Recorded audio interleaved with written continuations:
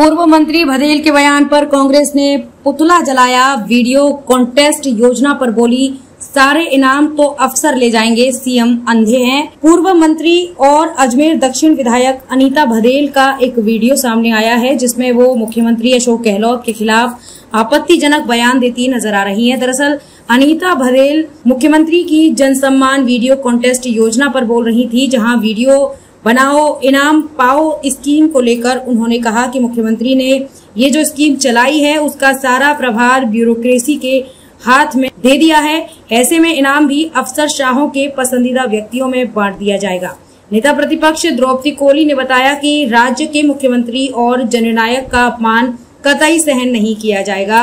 अगर आवश्यकता हुई तो विधायक भदेल के खिलाफ मुकदमा भी दर्ज करवाया जाएगा। आप लोगों को निवेदन इसीलिए किया है कि हम लोग आपके मार्फत और जनता को ये बताएं कि एक सम्मान्य विधायक और जिनको कि अभी अवार्ड भी मिला है, बेस्ट अवार्ड मिला एमएलए का, और उसके बावजूद और वो उनकी भाषा का जो प्रयोग कर रही है, वो जो एक सीएम के प्रति करनी चाहिए, वो मर्यादा की जो भाषा प्रयोग कर रही है, वो एक शोभनीय नहीं देता। एक जनप्रतिनिधि होने के नाते और एक जिम्मेदार व्यक्ति होने के नाते, और हमारे सीएम नहीं है, वो सबके सीएम है, ना पार्टी पॉलिटिक्स है। जब सीएम होता है तो वो सबका सीएम होता है। जितने भी 200 एमएलए तो 200 एमएलए का सीएम है।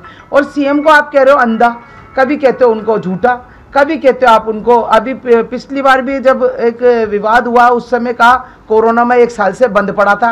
आप सबको पता है कोरोना में सबसे बेस्ट अगर काम किया पूरे हिंदुस्तान में तो अशोक गहलोत जी ने किया। उनके खुद नरेंद्र मोदी जी ने इस बात का अवार्ड दिया है कि सबसे ज़्यादा अच्छा काम मैनेजमेंट अच्छा है कोरोना का, तो वो हमारे सीएम अशोक गहलोत जी को इस बात का धन्यवाद भी दिया उन्होंने और बधाई भी दी। और उसके बावजूद आज एक क्षेत्रीय पार्षद इस तरह से कहती है कि उसको दिखता नहीं है क्या, वो अंधा है क्या, वो इस तरह से बोलता है, और उसके अभी उसके बाप का पैसा है क्या, कई विवादित ऐसे इस तरह की बात कहती है। तो मैं अभी ये चाहती हूँ कि वो या तो उनके प्रति इस तरह के जो बात कही है वो सबके बीच में सीएम साहब से माफ़ी मांगे कि इस तरह उनको नहीं कहना चाहिए, और हम लोग यही डिमांड करते हैं।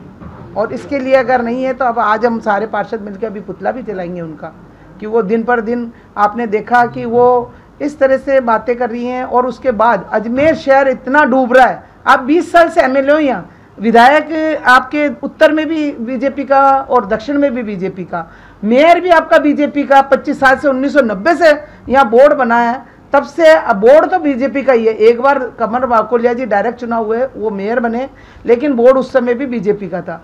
आज तक अजमेर के लिए क्या किया आपने? उसके बाद आप लोगों को कह रहे हो, सीएम को कह रहे हो क्या किया? अरे आप तो खुद क्षेत्र की विधायक थी। उन्होंने जो शब्द कहे हैं उसके लिए कोई कानूनी कार्रवाई भी करेंगे क्या?